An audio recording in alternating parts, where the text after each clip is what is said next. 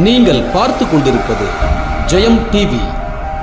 செய்திகளை உடனுக்குடன் தெரிந்து கொள்ள ஜெயம் டிவி கண்டு மகிழுங்கள். ஆம், இது ஒரு ஜெயம் டிவியின் தயாரிப்பு. செய்திகளை உடனுக்குடன் தெரிந்து கொள்ள லைக் பண்ணுங்க, ஷேர் பண்ணுங்க, சப்ஸ்கிரைப் பண்ணுங்க. அரியலூர் அருகே மின்கம்பத்தில் மோதி சாலையை விட்டு வயலில் இறங்கிய தனியார் பேருந்து. அதிர்ஷ்டவசமாக பேருந்தில் பயணம் செய்தவர்களுக்கு எவ்வித பாதிப்பும் ஏற்படாமல் உயிர் தப்பித்தனர். தஞ்சாவூரிலிருந்து திருமானூர் திருமணவாடி மார்க்கமாக திருச்சி வரையிலும் தினசரி பேருந்து சேவையை தனியார் பேருந்து வழங்கி வந்தது.